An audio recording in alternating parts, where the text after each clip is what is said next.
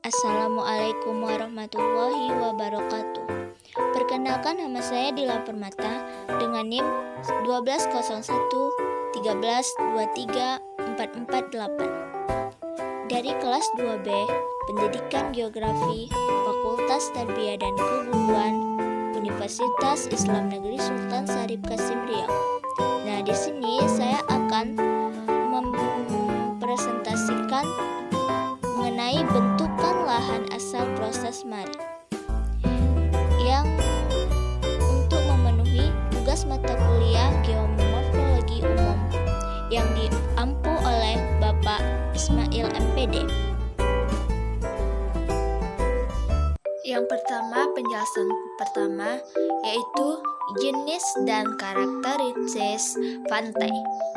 Nah, jenis pantai berdasarkan yang pertama, jenis pantai berdasarkan proses pembentukan.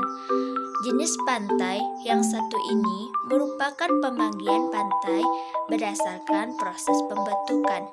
Meskipun proses yang dapat mendorong pembentukan dari pantai tersebut tidak terlalu banyak, hal tersebut dikarenakan kebanyakan proses pembentukan dari pantai banyak dipengaruhi proses sedimentasi yang terjadi pada kawasan tersebut.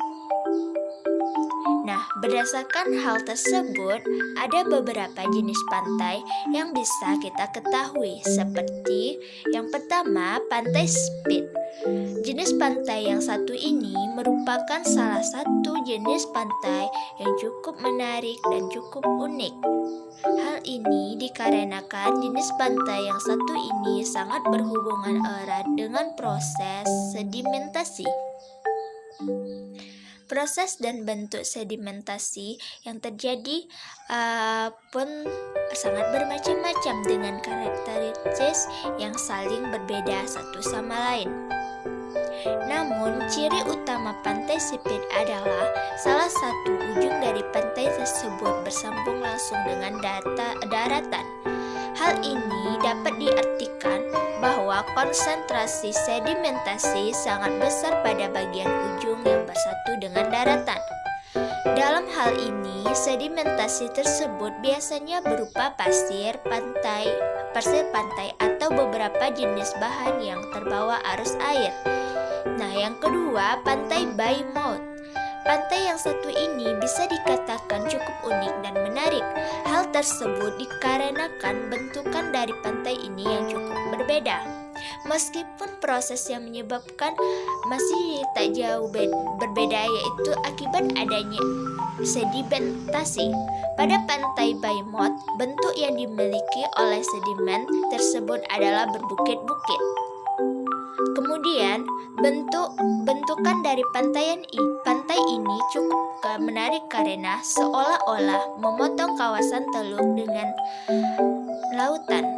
Tentu saja dengan kondisi seperti ini akan sangat berpengaruh besar terhadap ekosistem pantai yang ada. Nah, teluk yang bisa tersebut kemudian akan terlihat seperti danau yang seolah-olah berdiri sendiri. Nah, yang ketiga, pantai Tombolo. Jenis pantai yang satu ini masih merupakan pantai yang terbentuk akibat adanya endapan pada kawasan laut. Endapan yang terjadi pada pantai Tombolo ini memang cukup berbeda. Hal tersebut dikarenakan endapan yang muncul berada di antara dua dataran yang terpisah. Pantai Tombolo sendiri adalah sebuah endapan sedimentasi pasir yang menghubungkan sebuah pulau dengan daratan utama. Namun, bisa juga pulau tersebut bukanlah daratan utama, sehingga jenis pantai Tombolo ini sendiri seakan-akan seperti sebuah jembatan penghubung antara kedua daratan. Meskipun dalam beberapa kondisi kadang jenis pantai Tombolo ini hanya dapat terlihat ketika laut sedang surut. Selanjutnya, jenis pantai berdasarkan bentuk geografis. Nah, yang pertama, pantai landai. Pantai yang satu ini cenderung memiliki bentuk yang landai. Bentukan permukaan dari setiap ujung pantai akan sama tanpa ada perubahan sedikit pun. Ada juga beberapa kawasan pantai landai yang tidak landai secara penuh. Terdapat beberapa persyaratan yang harus diperhatikan dalam penyebutan karakteristik pantai landai ini.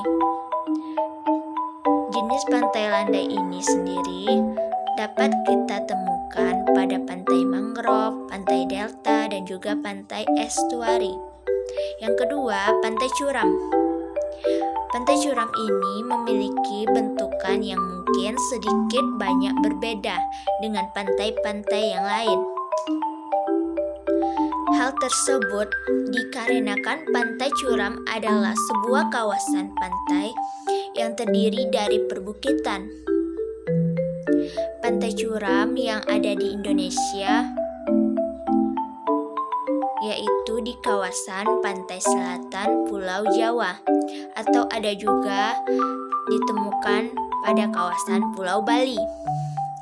Nah, yang ketiga, pantai bertebing. Salah satu jenis pantai yang cukup sering kita temukan adalah jenis pantai bertebing. Jenis pantai ini sendiri kadang disebut juga sebagai jenis pantai plase. Mungkin dalam beberapa hal, kadang jenis pantai yang satu ini cukup sulit untuk dibedakan dari pantai curam. Namun, pada pantai bertebing ini sendiri dapat dibedakan menjadi dua bagian, yaitu pantai bertebing terjal dan juga pantai bertebing bergantung. Penyebab dari pantai bertebing ini sendiri memiliki beberapa penyebab yang bermacam-macam. Salah satu penyebab utama dari terbentuknya pantai ini adalah adanya endapan tebing yang terkikis karena abrasi, sehingga pada pantai bertebing ini kadang kita masih dapat menemukan beberapa bagian yang memiliki pantai. Namun ada juga yang selebihnya tak memiliki pantai berpasir. Yang keempat, pantai karang. Pantai karang yang satu ini biasanya dikatakan merupakan salah satu jenis pantai yang akan memiliki ekosistem cukup unik dan menarik. Hal tersebut dikarenakan jenis pantai yang satu ini akan sangat berhubungan erat dengan kondisi di bawah laut itu sendiri.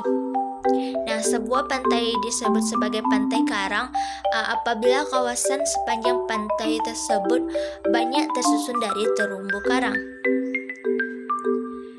Pada kawasan pantai yang satu ini banyak sekali ditemukan di Pulau Sulawesi, Nusa Tenggara, dan juga Maluku.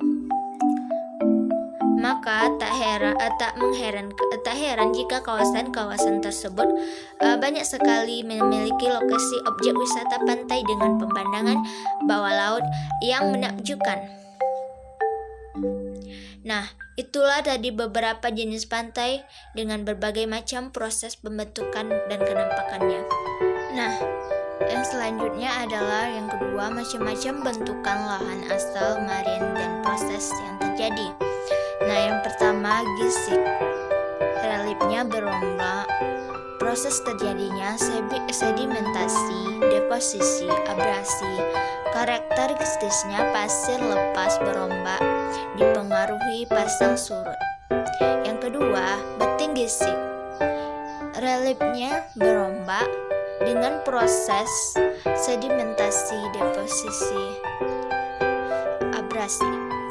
Karakteristiknya sejajar garis pantai, materi pasir lepas berombak. Yang ketiga, cliff. Reliefnya terjal dan berbukit dengan proses abrasi dan tektonik. Karakteristiknya tebing terjal di tepi pantai. Nah, yang keempat, dataran abrasi. Dengan relief datar, prosesnya abrasi dan angin dengan karakteristik dataran di tepi pantai. Nah, yang kelima, rataan pasang surut.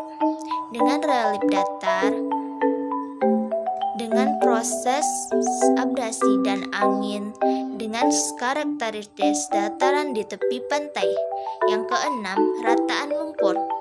Dengan relief datar, prosesnya abrasi dan denudasional dengan karakteristik dataran di tepi pantai. Yang ketujuh, rawa payau. Reliefnya datar dengan prosesnya abrasi dan denudasional dengan karakteristik dataran di tepi pantai. Air campuran asin dan tawar. Yang kedelapan, rataan terumbu. Dengan relief datar dengan proses abrasi dan tektonik, karakteristiknya dataran di tepi pantai. Nah, yang kesembilan, dataran aluvial pantai.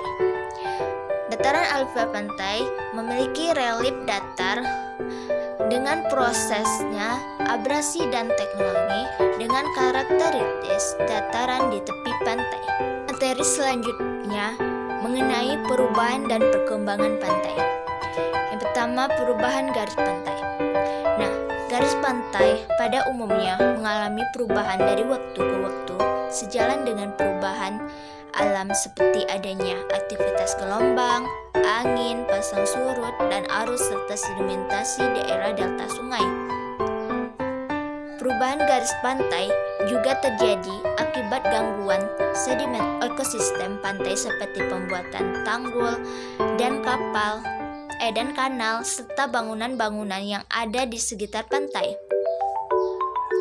Hutan bakau sebagai penyangga pantai banyak dirubah fungsinya untuk dijadikan sebagai daerah pertambangan, hunian, industri, dan daerah reklamasi yang mengakibatkan terjadinya perubahan garis pantai. Yang kedua, mengenai perkembangan garis pantai.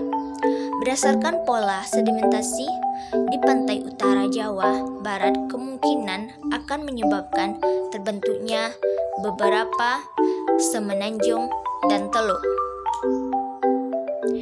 Hal ini berdasarkan data memperlihatkan adanya pergerakan maju dan abrasi,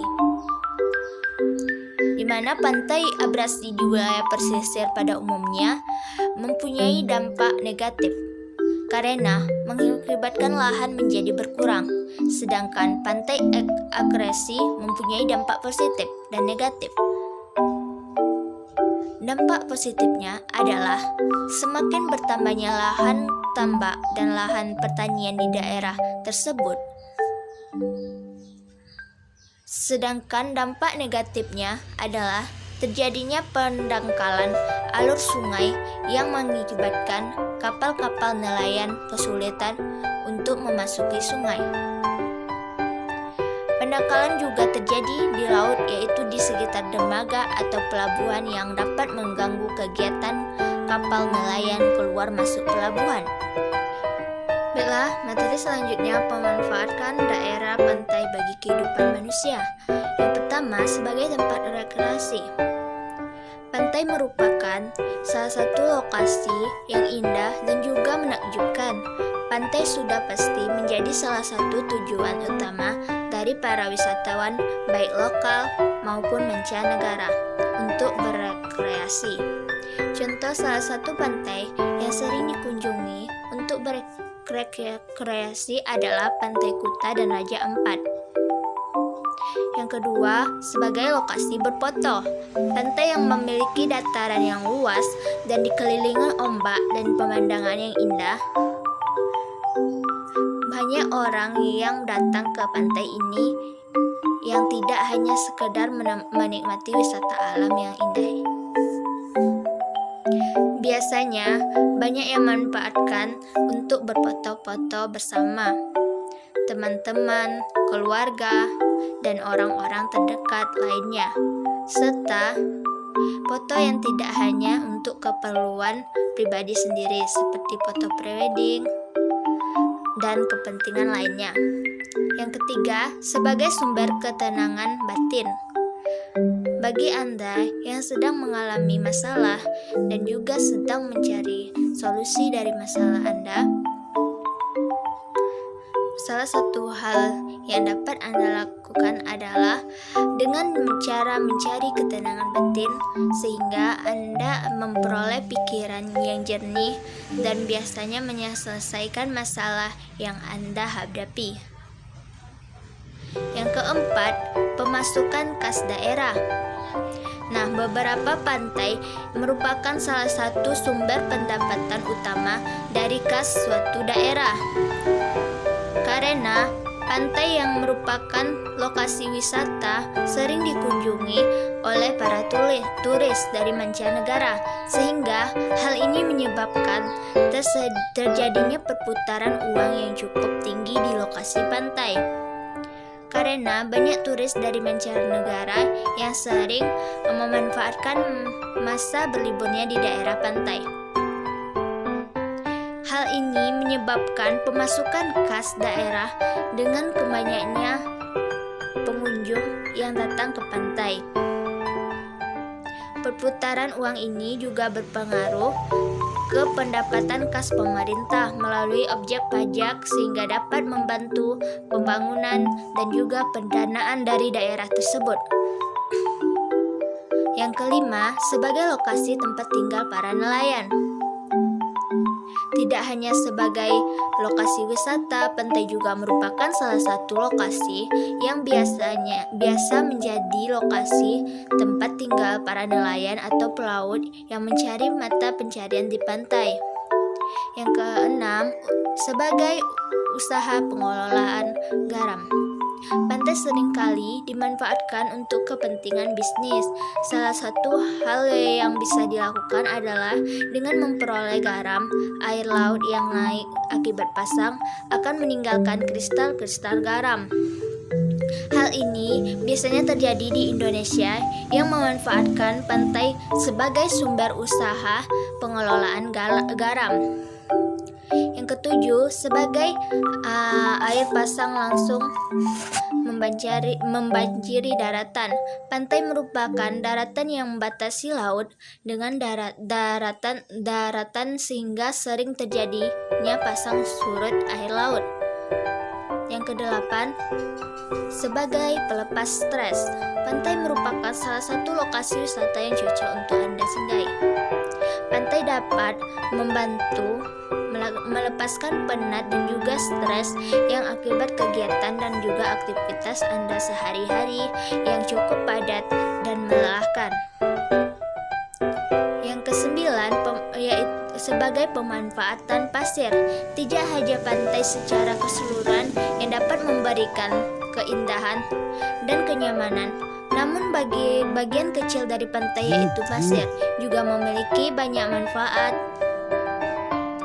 Kebanyakan orang memanfaatkan pasir pantai sebagai metode untuk relaksasi dan juga metode untuk kecantikan. Itulah beberapa manfaat pantai. Materi selanjutnya, masalah yang timbul dalam pemanfaatan pantai. Yang pertama, perubahan fungsi dan tatanan lingkungan. Yang kedua, penurunan daya dukung lingkungan pesisir. Yang ketiga, penurunan mutu lingkungan pesisir. Yang keempat, adanya penyusutan keanekaragaman flora dan fauna di pesisir. Yang kelima, adanya ketidakterpaduan pengelolaan sumber daya manusia, alam, dan buatan dalam pengelolaan lingkungan di pesisir. Yang keenam, kurang optimalnya pemanfaatan ruang kawasan. Yang ketujuh, adanya perusakan dan pencemaran lingkungan di sekitar pantai. Yang kedelapan, rendahnya peran serta masyarakat dalam konservasi di pantai. 9. Kurangnya lengkap dan konsistensi sistem informasi lingkungan. Yang ke-10, belum terintegrasi ekonomi lingkungan dalam perhitungan investasi pembangunan di daerah pantai. Yang ke-11, belum berkembangnya ilmu pengetahuan dan teknologi pengelolaan lingkungan di sekitar pantai. Yang ke-12, lemahnya penegak hukum dalam mendukung pengelolaan lingkungan di sekitar pantai. Pembahasan selanjutnya, upaya mengatasi permasalahan di daerah pantai. Yang pertama, relokasi. Relokasi menjadi salah satu cara untuk mencegah abrasi pantai. Namun kekurangannya adalah penduduk nantinya justru akan membuat garis pantai semakin menjorok ke daratan. Terlebih penduduk pantai bisa kehilangan mata pencarian. Yang kedua, adaptasi. Penduduk di sekitar pantai bisa melakukan adaptasi. Salah satu contohnya terdapat pada penduduk yang tinggal di sekitar pantai di Tanjung Pinang. Penduduknya melakukan adaptasi dengan melakukan perubahan bentuk pada rumah yang dihuninya. Rumah tersebut diubah bentuknya menjadi rumah panggung yang tinggi sesuai tinggi elevasi yang terjadi pada pantai. Yang ketiga, menanam hutan mangrove. Salah satu cara efektif lainnya adalah menanam mangrove. Banyaknya manfaat yang didapat dari menanam mangrove menjadi salah satu solusi yang sangat penting untuk mengatasi berbagai jenis masalah lingkungan, terutama untuk mengatasi kerusakan lingkungan di pantai. Baiklah, demikianlah penjelasan saya mengenai bentuk lahan asal proses marine. Lebih dan kurang saya mohon maaf. Wassalamualaikum warahmatullahi wabarakatuh.